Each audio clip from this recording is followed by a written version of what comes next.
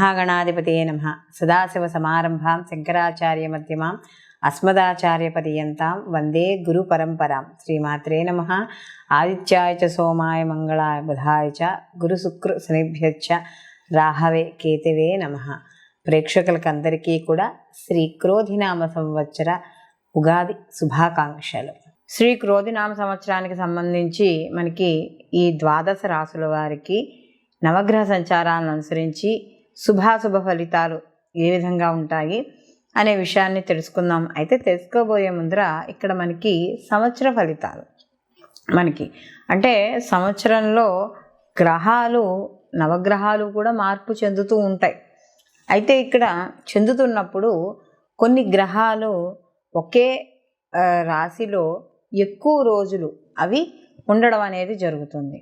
కొన్ని మనకి ఎక్కువగా మారుతుంటాయి. అంటే 27 రోజులకు మారేవి, 45 రోజులకి గ్రహ మార్పు, నెల గ్రహ మార్పు, 2.5 రోజులకి ఇలా మారేవి ఉంటే, కానీ మనకి గురువు అలాగే శని భగవానుడు రాహుకేతువులు ఈ 4 మాత్రం ఒక రాశిలోకి మార్పు చెందినప్పుడు ఆ రాశిలో ఎక్కువ కాలం ఉండడం అనేది జరుగుతుంది. కాబట్టి ప్రధాన గ్రహాలు ఏవైతే ఉన్నాయో వీటిని మనం బేస్ చేసుకుని ఈ యొక్క సంవత్సర ఫలితాలు చెప్పుకోవడం అనేది జరుగుతుంది.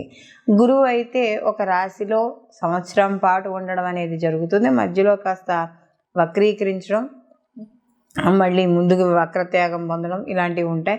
అలాగే శని భగవానుడు కూడా రాహుకేతులు ఎప్పుడు అపసవ్యంలోనే వాళ్ళు ప్రయాణం చేయడం చేసినా కూడా ఒకే రాశిలో వీళ్ళు 18 నెలలు సంచారం చేయడం అనేది జరుగుతుంది. శని భగవానుడు 2.5 సంవత్సరాలు. కాబట్టి ఈ ప్రధాన గ్రహాలు ఏవైతే ఉన్నాయో వాటిని ఆధారంగా చేసుకుని మనం ఈ సంవత్సర ఫలితాలు, అసలు వీళ్ళకి ఆదాయ వ్యయాలు ఎలా ఉంటాయి, రాజ్యపూజ్యము అవమానం ఎలా ఉంటుంది, ఇలాంటి విషయాలన్నీ కూడా మనం ఇప్పుడు తెలుసుకుందాం. ధనుస్సు రాశి. ధనుస్సు రాశికి రాసాధిపతి వచ్చి గురువు. ధనుస్సు రాశిలోకి మూల 1, 2, 3, 4 పాదాలు, పూర్వాషాఢ 1, 2, 3, 4 పాదాలు, ఉత్తరాషాఢ 1వ పాదము ధనుస్సు రాశిలోకి వస్తాయి. అయితే ధనుస్సు రాశి వాళ్ళకి ఈ సంవత్సరం అంటే ఈ క్రోధినామ సంవత్సరంలో ఆదాయ వ్యయాలు ఏ విధంగా ఉంటాయని తెలుసుకున్నప్పుడు వీళ్ళకి ఆదాయం 11, వ్యయం 5, రాజ్యపూజ్యం 7, అవమానం 5. అయితే వీళ్ళకి ఆదాయం కన్నా ఖర్చు తక్కువగా ఉంది, అలాగే రాజ్యపూజ్యం కన్నా అవమానం కూడా తక్కువగానే ఉంది. కాబట్టి వీళ్ళకి కొంతవరకు అనుకూలమైన పరిస్థితులు అనేవి కాస్త ఉండడం అనేది జరుగుతుంది. అయితే ఈ రాశి వారికి గ్రహ సంచారంగానే చూసుకున్నప్పుడు మే 1వ తేదీ నుండి సంవత్సరాంతం వరకు కూడా గురువు 6వ స్థానంలో రచితమూర్తిగాను, శనైశ్వరుడు సంవత్సరం అంతా కూడా 3వ స్థానమందు లోహమూర్తిగాను, రాహుకేతులు సంవత్సర ఆరంభం నుండి సంవత్సరాంతం వరకు కూడా 4వ రాజ్యస్థానాలందు సువర్ణమూర్తులుగాను సంచారం చేయడం అనేది జరుగుతోంది. అయితే ఇక్కడ వీళ్ళకి గతంలో ఏవైనా ఆరోగ్య సమస్యలు ఉంటే ఆరోగ్య సమస్యలు బయటపడడం అనేది జరుగుతుంది. అలాగే ప్రతి పనిలోనూ కూడా ధైర్యంతో ముందుకు వెళ్ళి విజయం సాధించడం, అలాగే వృత్తి ఉద్యోగాల పరంగా కూడా వాళ్ళ చుట్టుపక్కల ఉండే బలాన్ని, ఆర్థిక బలాన్ని, అలాగే వీళ్ళు అంటే చుట్టూరా వాళ్ళ యొక్క మనుషుల యొక్క బలాన్ని కూడా పెంచుకోవడం అనేది జరుగుతుంది. అలాగే సంతానపరంగా అనుకూలత, అలాగే ఎవరికైనా కాస్త ఇబ్బంది వచ్చిందంటే సహాయ సహకారాలు చేయడం. అయితే ఇక్కడ 6వ స్థానంలో ఈ యొక్క గురువు యొక్క సంచారం ఎప్పుడైతే జరుగుతుందో కాస్త ఇబ్బంది పడే అంటే మానసిక ఇబ్బందులు అనేవి ఖచ్చితంగా ఉండడం అనేది జరుగుతుంది. ఎప్పుడైతే ఈ గురువు వక్రీకరిస్తాడో అప్పటి నుండి కాస్త సానుకూలమైన ఫలితాలు పొందడం అనేది జరుగుతుంది. అయితే వీళ్ళకి సంవత్సర ప్రారంభం నుండి కూడా ఇక్కడ శని భగవానుడు 3వ స్థానంలో సంచారం చేస్తూ ఉన్నాడు కాబట్టి కొంత అనుకూలమైన ఫలితాలే ఇవ్వడం అనేది జరుగుతుంది. అంటే అది ఏ పని చేసినా కూడా ఆ పనిలో ఆనందాన్ని, ఉత్సాహాన్ని వెతుక్కోవడం, ధనలాభాన్ని పొందడం, కార్యసిద్ధి, ఆరోగ్యం కాస్త అనుకూలంగా ఉండడం వల్ల కాస్త బుద్ధి కూడా సవ్యంగా ఉండడం, ఇవన్నీ కూడా జరుగుతూ ఉంటాయి. ఎప్పుడైతే 3వ స్థానం నందు కూడా ఇక్కడ వీళ్ళకి ఈ యొక్క కుజశని యొక్క స్థితి ఎప్పుడైతే ఉందో కాస్త సోదరుల మధ్య సత్సంబంధాలు ఇవన్నీ కూడా అనుకూలంగా ఉంటాయి.